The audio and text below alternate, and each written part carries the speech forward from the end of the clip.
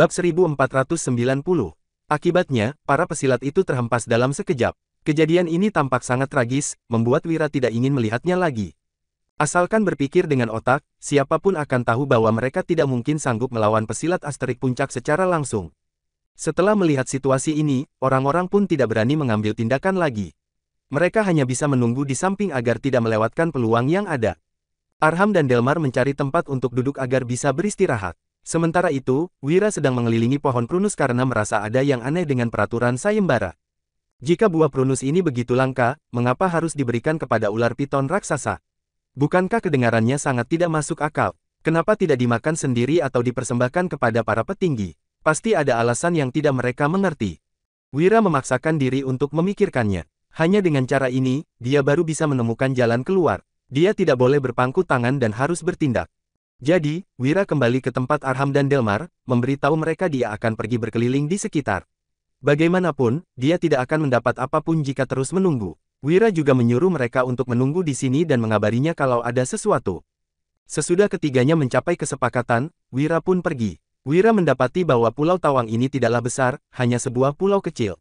Sudah termasuk hebat karena pulau ini bisa menampung mereka semua.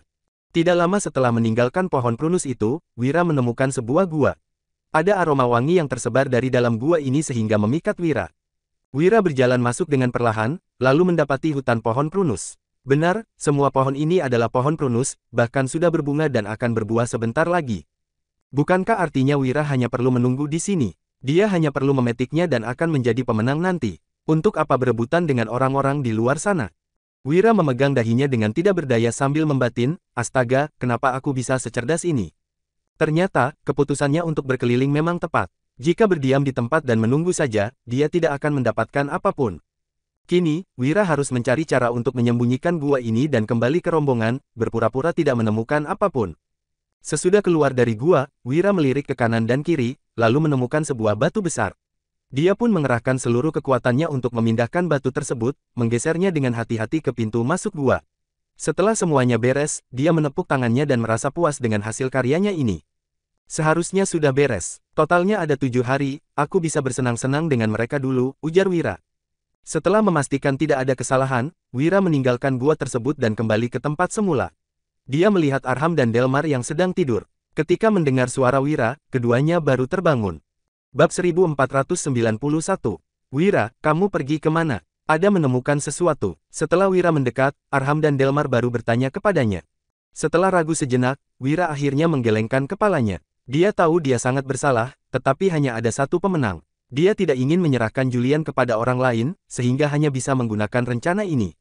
Aku tahu kamu nggak akan menemukan apapun. Lagi pula, pohon prunus sudah ada di hadapan kita, mana mungkin ada pohon lainnya. Kita hanya perlu menunggu di sini dengan sabar dan mencari kesempatan saja.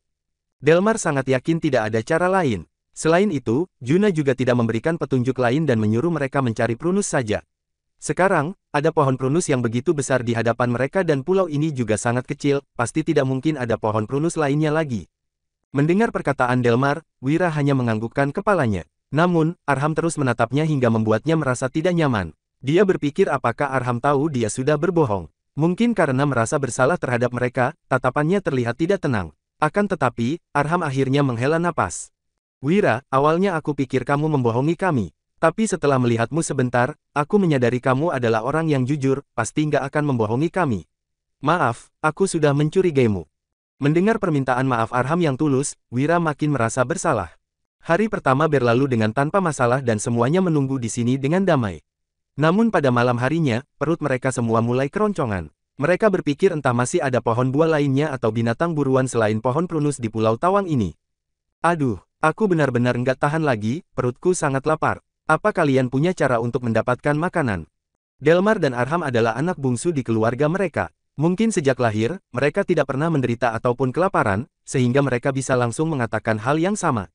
Pada saat itu, mereka langsung menatap Wira secara bersamaan. Mereka berpikir Wira berasal dari dunia luar, sehingga Wira pasti memiliki banyak cara untuk mendapatkan makanan.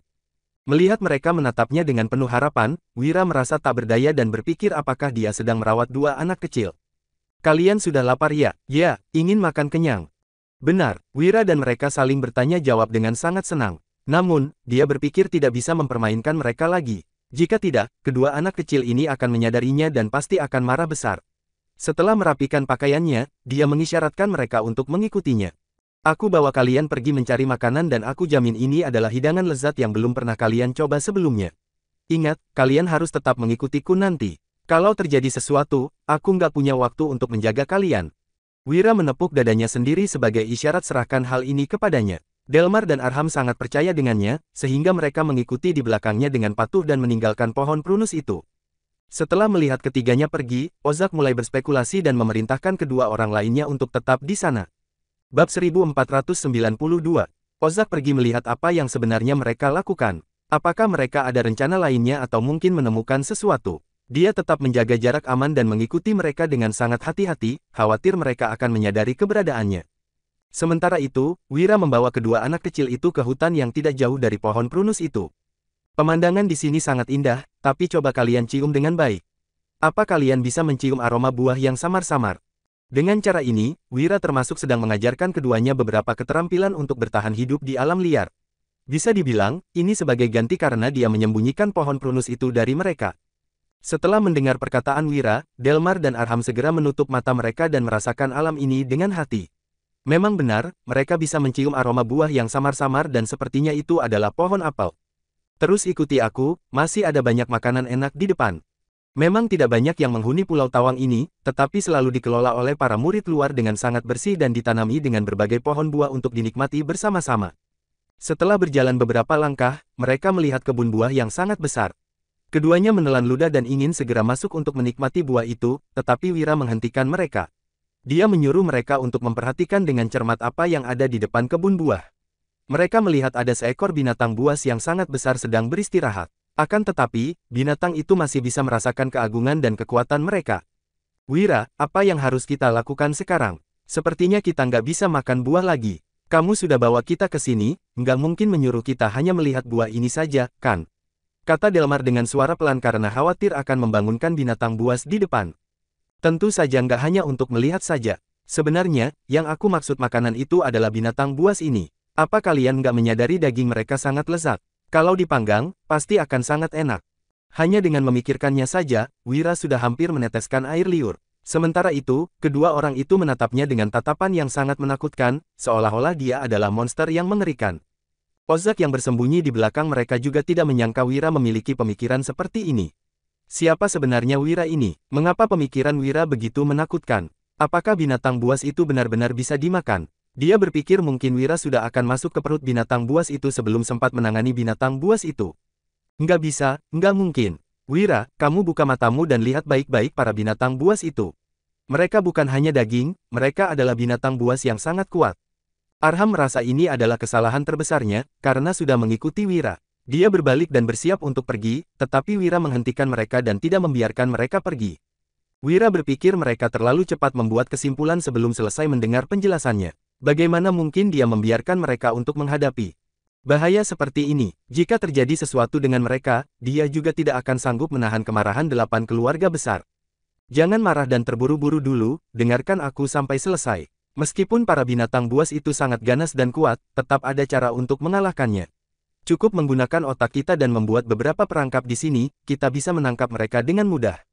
Setelah mendengar perkataan Wira, keduanya merasa sangat konyol. Mereka tentu saja memiliki otak dan tahu cara membuat perangkap, tetapi perangkap seperti apa baru bisa menangkap para binatang buas ini. Melihat ekspresi mereka yang skeptis, Wira memutuskan untuk langsung mendemonstrasikan dan mengejutkan mereka. Setelah mencari beberapa barang, dia menyuruh mereka untuk berdiri di belakang. Bab 1493. Setelah itu, Wira langsung menancapkan sebatang kayu panjang yang kulitnya telah dikelupas ke tanah. Kemudian, dia menganyam tumbuhan merambat menjadi tali. Sekarang perangkapnya sudah siap, hanya tinggal beraksi. Sudah lihat barang-barang ini, kan? Ini adalah peralatan yang dibutuhkan untuk perangkap. Karena nggak terlalu akurat, jadi aku pakai ini sebagai gantinya dulu. Kalian perhatikan dengan baik. Setelah selesai berbicara, Wira segera mendekati binatang buas itu. Keduanya mengira dia pasti akan mati, tidak disangka dia hanya membangunkan salah satu dari binatang itu. Au! Setelah meregangkan tubuhnya, binatang buas itu melihat Wira dengan tatapan yang meremehkan, seolah-olah manusia hanya makanannya saja. Namun, manusia akan memberikannya banyak makanan dan memintanya untuk menjaga tempat ini. Binatang buas ini memiliki bentuk yang mirip macan tutul, tetapi tubuhnya jauh lebih besar daripada macan tutul. Kamu baru saja bangun, pasti sangat lapar, kan? Di sini nggak ada daging untukmu. Kalau kamu ingin makan aku, ikutlah denganku.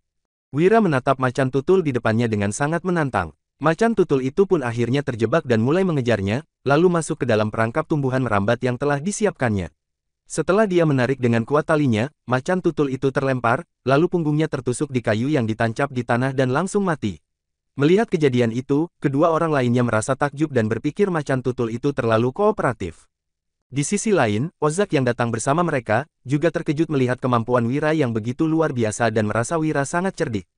Hanya dengan beberapa perangkap yang sangat sederhana, Wira sudah berhasil membunuh macan tutul yang begitu besar. Bagaimana? Ini adalah perangkap yang paling sederhana.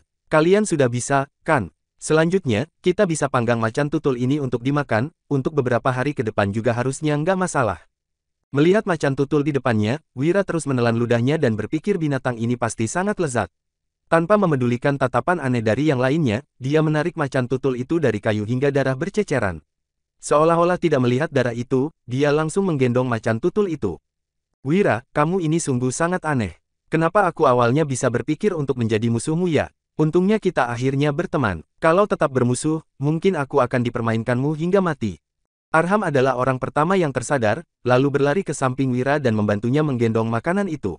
Setelah tersadar kembali, Delmar juga berlari ke arah mereka. Ketiganya berhasil memindahkan binatang yang begitu besar itu ke depan pohon prunus. Setelah melihat ketiganya berhasil menangkap binatang yang begitu besar, mata para peserta lainnya membelalak dan tidak berani percaya. Bagaimana mungkin ada orang di dunia ini yang bisa menangkap macan tutul istimewa dalam waktu yang begitu singkat? Ketiga orang itu adalah monster ya. Itu adalah macan tutul istimewa. Konon, dulu ada seorang tahap Asterik awal yang ingin menantang macan tutul ini, tapi akhirnya mati tanpa mayat. Bagaimana ketiga orang ini bisa berhasil? Sungguh menakutkan. Awalnya aku pikir hanya beberapa pesyair tahap Asterik puncak itu yang menakutkan, ternyata kemampuan ketiga orang ini jauh lebih menakutkan. Ozak juga sudah kembali dan bergabung dengan kedua orang itu. Dia melihat mata keduanya membelalak seperti yang dibayangkannya. Bab 1494. Setelah kamu pergi bersama mereka, apa yang sebenarnya telah terjadi? Bagaimana mungkin hal ini terjadi? Benar, apa yang sebenarnya telah terjadi? Cepat ceritakan apa yang telah kamu lihat. Kedua orang itu terus mendesak Ozak menceritakan apa yang telah terjadi setelah dia mengikuti Wira dan yang lainnya pergi. Ozak menceritakan semua yang telah dia lihat hingga keduanya tercengang. Wira mengalahkan macan tutul istimewa itu sendirian. Dia benar-benar hanya tahan Asterik menengah, kan? Kenapa aku merasa kemampuannya jauh di atas itu? Apa dia menggunakan senjata tersembunyinya itu? Saat ini, semua orang sudah mengetahui Wira memiliki sebuah senjata tersembunyi yang sangat hebat dan bisa mengalahkan musuh yang jauh ataupun dekat. Enggak, saat itu, aku melihat dari samping. Dia hanya memanfaatkan perangkap untuk menangkap macan tutul istimewa. Orang ini sangat cerdik. Kalau kita ingin merekrutnya atau menipunya, pasti nggak akan berhasil. Awalnya Ozak tidak memedulikan Wira. Setelah menyaksikan kemampuan Wira yang sebenarnya kali ini, dia merasa dia sudah meremehkan Wira. Di sisi lain, ketiganya tidak peduli dengan omongan orang lain dan hanya ingin mengisi perut mereka terlebih dahulu. Setelah membuka perut macan tutul itu, mereka memotong-motong dagingnya, lalu meletakkannya di atas kayu. Aroma daging segera menyebar ke seluruh Pulau Tawang. Astaga, aromanya terlalu harum, apa yang mereka gunakan untuk memanggangnya? Perutku memang sudah sangat lapar. Sekarang mencium aroma ini lagi, rasanya ingin segera berlari dan merebut daging mereka. Orang-orang ini sungguh kejam, bagaimana bisa mereka memanggang daging di depan kita? Saat ini, semua orang merasa sangat lapar dan makanan adalah hal yang paling mereka pedulikan, sehingga mereka mulai mendekati Wira. Meskipun harus menggunakan ilmu bela diri, mereka juga ingin merebut beberapa potong daging. Setelah menyadari niat mereka, Wira mengangkat kepalanya dan tersenyum ke arah mereka, lalu melemparkan sepotong daging kepada mereka untuk dinikmati mereka. Jika mereka ingin makan daging, itu adalah hal yang sangat mudah baginya. Sebenarnya, dagingnya juga cukup untuk saling berbagi karena macan tutul ini sangat besar. Kalian semua nggak perlu berpikiran buruk, kamu nggak akan melakukan apa-apa terhadap kalian. Ukuran macan tutul ini sangat besar, jadi kalian bisa duduk di sini kalau ingin makan. Wira tidak ingin berselisih dengan semua orang, sehingga ini adalah cara terbaik. Setelah mendengar perkataan Wira, semua orang berlari mendekat sambil tersenyum, lalu duduk di samping mereka dan menunggu Wira dan kedua orang lainnya memberikan daging kepada mereka. Baru saja gigitan pertama, ekspresi mereka terlihat sangat puas. Astaga, daging ini terlalu lezat. Jelas-jelas nggak ada bumbu apapun, tapi rasanya begitu harum dan manis. Wira, diam-diam kamu ini sebenarnya koki ya. Keterampilanmu terlalu bagus, aku jadi ingin terus memakan daging ini. Jangan bermimpi, dagingnya sudah nggak banyak lagi. Dia saja masih belum makan banyak, dagingnya sudah kamu makan semuanya. Wira, rasanya benar-benar luar biasa. Semuanya berbicara dengan riuh dan suasananya pun terasa sangat harmonis, mereka tidak terlihat begitu angkuh lagi. Ozak dan kedua orang lainnya juga merasa lapar dan perut mereka terus keroncongan. Namun demi harga dirinya, Ozak tidak mau mendekat dan meminta Wira memberikan makanan kepada mereka.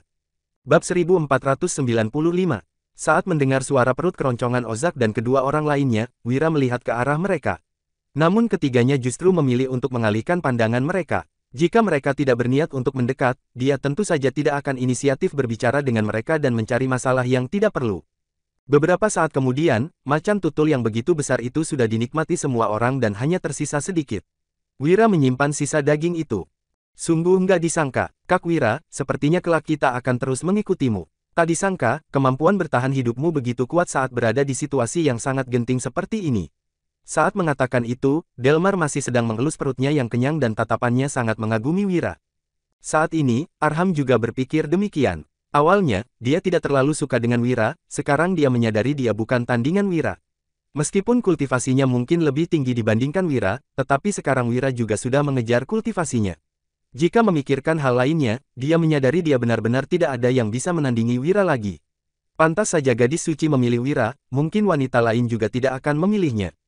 Mendengar pujian dari keduanya, Wira tidak terlalu memikirkannya. Saat ini, dia hanya merasa lelah dan ingin segera istirahat. Besok adalah hari kedua, dia tidak tahu harus bagaimana melewati 7 hari ini dan kapan pohon prunus ini akan berbuah. Melihat Wira dan keduanya yang perlahan-lahan tertidur, muncul perasaan cemburu di hati Ozak. Mengapa Wira bisa dipuji semua orang? Mengapa Wira bisa memiliki begitu banyak ide? Mengapa Wira begitu hebat, sedangkan dia hanya bisa berkumpul dan menjadi bos orang-orang ini? Saat memikirkan hal itu, Ozak mengepalkan tinjunya dengan makin erat dan bersumpah akan membuat Wira menerima ganjaran dan menginjak-injak Wira di bawah kakinya. Keesokan paginya, Wira bangun dan menyadari Ozak masih tetap menatapnya. Dia berpikir apakah orang itu benar-benar menatapnya semalaman. Dia merasa hal itu sungguh menakutkan dan tidak mengerti apa ada yang ada di pikiran Ozak. Hari ini adalah hari kedua dan tidak ada acara khusus. Semuanya tetap berkumpul dan menunggu di bawah pohon prunus, tetapi Wira malah menguap karena semalam tidak tidur dengan nyenyak. Bagaimanapun juga, mereka hanya bisa berbaring di tanah atau di atas pohon untuk tidur. Wira, idemu cukup banyak. Apa kamu tertarik untuk bergabung dengan tim kami? Ozak tiba-tiba mendekati Wira. Setelah berpikir semalaman, dia akhirnya memutuskan untuk merekrut Wira ke timnya. Bagaimanapun juga, ide Wira sangat banyak dan mungkin akan berguna nanti. Mereka juga hanya ingin memanfaatkan Wira dan membuangnya setelah selesai. Setelah mendengar perkataan Ozak dan kedua orang lainnya, Delmar dan Arham tentu saja tidak setuju karena mereka yang sudah merekrut Wira terlebih dahulu. Meskipun kultivasi kalian lebih tinggi dibandingkan kami, perkataanmu juga harus menghormati orang yang terlebih dahulu, kan? Kami yang membentuk tim dengan Wira terlebih dahulu, apa hak kalian datang merekrutnya? Begitu selesai berbicara, Delmar langsung ditendang Ozak hingga terbang dan terjatuh di atas pohon di samping dengan keras. Saat turun ke tanah, dia sepertinya memuntahkan darah. Uhuk, sungguh berisik. Kamu hanya si kerdil dengan kultivasi rendah saja, apa hakmu berebut orang denganku? Ozak sama sekali tidak peduli dengan Delmar dan keluarganya.